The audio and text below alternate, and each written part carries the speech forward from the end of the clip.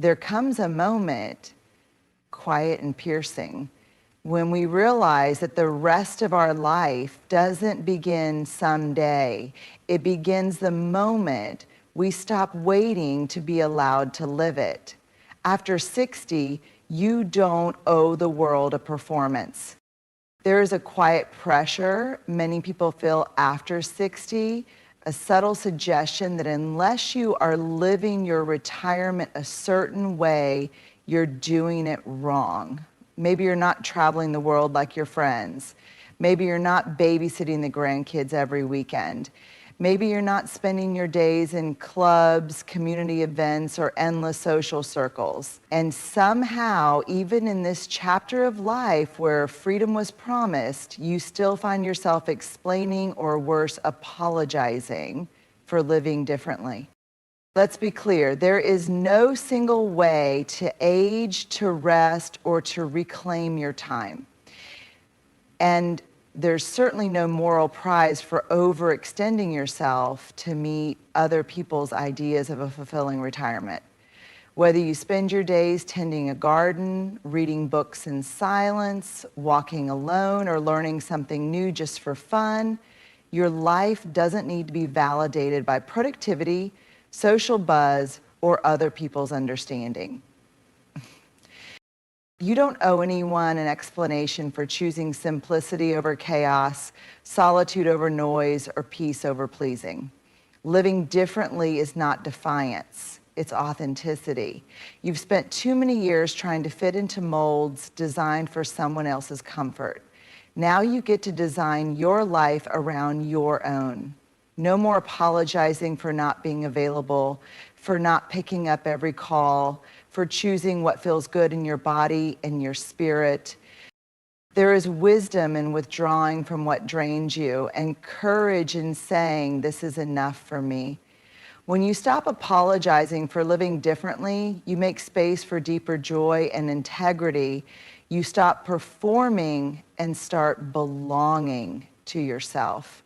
And that, more than anything, is the essence of a truly happy, healthy retirement. Let this be the chapter where you stop explaining and start enjoying.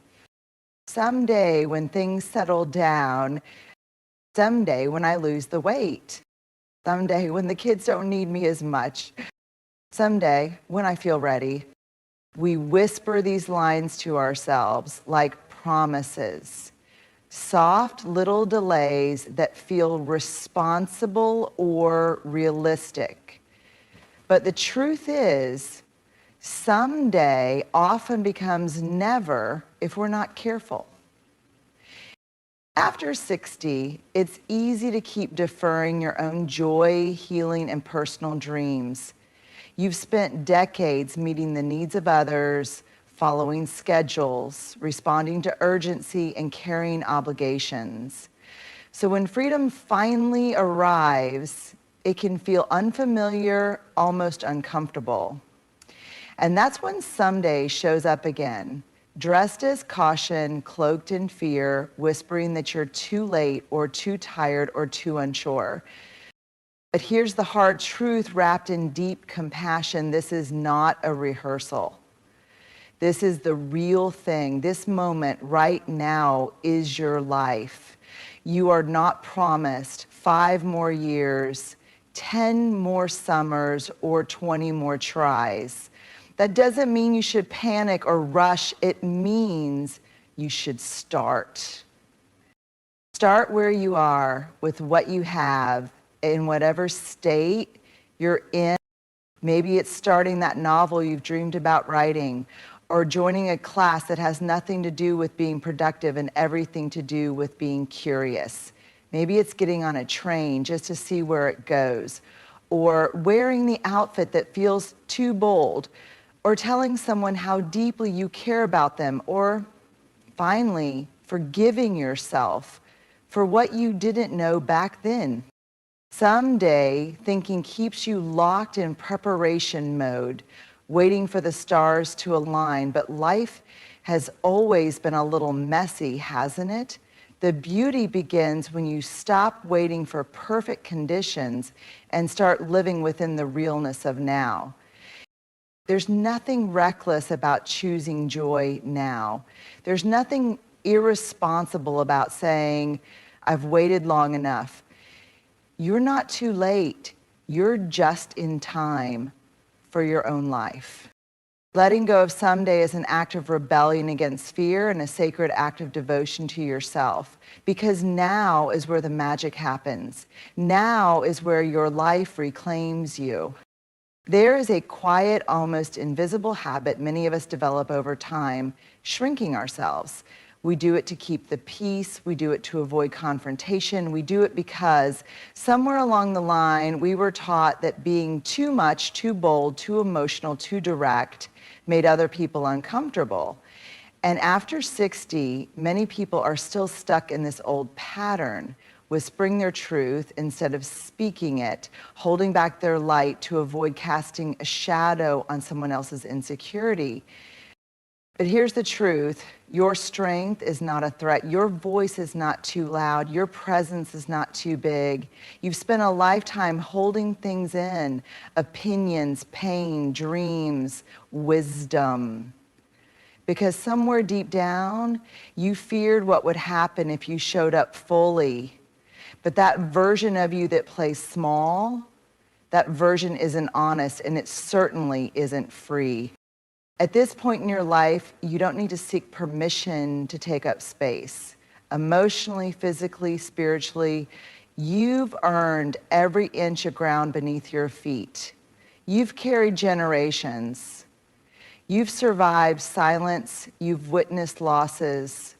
You've held secrets, managed chaos, navigated disappointments, and through all of it, you remained. That's not too much. That's power. When you choose to stop shrinking, you send a message, not just to the world, but to yourself. I am allowed to be whole. That means no more toning down your joy so others won't feel lacking. No more pretending to be fine when you're hurting. No more minimizing your successes or your stories because you're afraid people will say you're bragging. You are not responsible for other people's discomfort when you choose to live truthfully. Let people adjust to your truth. Let them sit with the fullness of who you are. If they are worthy of you, they will rise to meet your authenticity, not try to dim it. You weren't put on this earth to be palatable. You weren't meant to be manageable. You were meant to be you, fully, boldly, beautifully you. Let that be the new standard. Let that be your offering. Because your light doesn't get brighter by hiding. It gets brighter by being claimed. So no more shrinking, no more silence, no more waiting for approval that you no longer need. This is your time to stand up, speak up, and take up all the space your heart requires. The world doesn't need a smaller version of you. It needs exactly who you are. There's a moment, sometimes subtle, sometimes loud, when your body knows before your mouth speaks. It's the tightness in your chest, the slight clenching of your jaw, the sinking feeling in your stomach. Your soul is saying no, but out of habit, fear, or guilt, you smile and say yes anyway. For years, maybe decades, you've been conditioned to be agreeable. You were raised to be kind, helpful, accommodating. You said yes to invitations you didn't want, responsibilities you didn't choose, and burdens that weren't yours to carry. Not because you didn't know how to say no, but because you believed saying no made you selfish, difficult, or ungrateful. But here's the truth. Saying yes when your soul says no is a betrayal, a quiet betrayal that happens in small moments until one day you don't recognize yourself anymore. You're exhausted, resentful, emotionally disconnected because you spent so long abandoning your inner truth to meet the expectations of others. After 60, this pattern becomes even more dangerous. Your energy is more precious now. Your peace is hard won. Your time is a limited and sacred resource. You can't afford to keep spending it on obligations that drain you, conversations that wound you, or relationships that only work when you're pretending to be someone you're not. Saying no doesn't mean you don't love people. It doesn't mean you're hard or bitter. It means you've learned that self-respect is not selfishness. It's a boundary. It's a declaration that your well-being matters too, and not just when everyone else has been taken care of, but now. First, sometimes the hardest person to say no to is the one who raised you, or the one who depends on you, or the friend who always asks just a little too much. But you are not here to be endlessly available. You are not a bottomless well. And loving people well doesn't mean allowing them to deplete you. So start checking in with yourself before you respond. Ask, does this feel right? Will I feel resentful afterward? Am I saying yes to avoid guilt or to stay true to myself? If your soul says no, trust that voice, honor it. Practice pausing. Give yourself permission to say, not this time. I'm not available, or simply, no thank you. And then don't explain yourself. You don't owe anyone a justification for protecting your peace. Freedom doesn't always look like doing what you want. It often looks like not doing what you don't want and finally feeling okay with that. This is not the season to people please. This is the season to soul protect. Every no you say now opens the door for a deeper, more intentional yes later, one that aligns with your heart, your energy, and the beautiful boundaries you've earned the right to set. Let your no be sacred. Let it be your healing. Let it be your power. There's a quiet, almost invisible weight that many people carry into their later years, the deep, often unspoken need to be needed. It sounds noble, and for much of life it is. You've been the glue, the helper, the fixer, the caregiver. You've been the one others could count on, sometimes at your own expense. But now, in this new chapter, that same need can begin to quietly drain you, not because it's wrong to be there for others, but because when your identity depends on being needed, you start to lose touch with who you are when no one is asking for anything. After 60, something remarkable begins to unfold, if you let it. This season of life is not just about continuing your service to others, it's about returning to yourself. And to do that, you have to gently, and sometimes painfully, untangle your worth from your usefulness. It's hard, especially if you were always the one who held everything together. Maybe your adult children don't call as often. Maybe your partner no longer depends on you the same way. Maybe the busy household you once ran has grown quiet. You may feel invisible or unsure of your place in the world. But here's what's important. You are not disappearing. You are being redefined. Releasing the need to be needed doesn't mean withdrawing love. It means letting go of the belief that your value is tied to what you do for others. You are still valuable even when you're resting. You are still worthy even when you're not fixing anyone's mess or offering solutions. You are still important even when no one is asking anything of you. This is your time to ask yourself, who am I outside of being useful? What do I want? What brings me joy, even if no one claps for it? It might feel uncomfortable at first. You might feel a little lost without the urgency of being needed. But in that space, something beautiful has room to grow, a self-defined life. A life not built around obligation, but around curiosity, joy, peace, and truth. Releasing the need to be needed also means allowing others to grow. When you step back, you make space for them to become responsible, resilient, and self-aware. You model what healthy aging looks like: self-ownership, grace, and unapologetic boundaries. You've done enough, you've given enough, and now you are enough, without proving, without overextending, without being on call. You don't need to be indispensable to be deeply loved. You don't need to be constantly needed to still matter.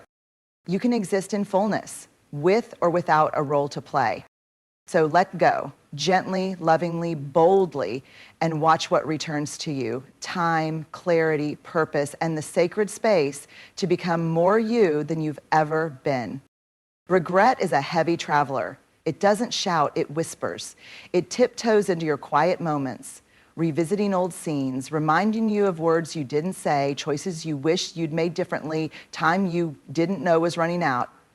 And if you're not careful, regret can become a companion you carry into every morning, every conversation, every reflection after 60. But here's the truth. Regret isn't wisdom. It's grief in disguise. And like all grief, it deserves to be acknowledged, but it doesn't deserve to drive your life. You've lived long enough to know that perfection was never the goal, it was the illusion. You did the best you could with what you knew at the time, with the strength you had, with the tools that were available to you. So many of the things you now regret came from a version of you that was just trying to survive, to love, to be enough in a world that didn't always show you how. Let that be enough. Because when regret becomes a daily companion, it steals your ability to enjoy what still is. It turns every sunset into a reminder of a missed opportunity, every silence into a replay of past mistakes. It shrinks your future into a penance for your past. You are not here to keep paying for your humanity. You are not here to live the rest of your life as if it must constantly make up for what you didn't know, didn't do, or didn't become. What if you allowed yourself to forgive the younger you? What if, instead of carrying regret like a punishment, you carried it like a teacher, a reminder of how far you've come, of what you won't repeat, of how much you've grown? The past doesn't need to be rewritten for you to feel peace. It just needs to be released, gently, intentionally, one breath at a time. You don't need to get over it. You need to let go of the belief that you are only your worst decisions. Letting go of regret doesn't mean pretending everything was fine.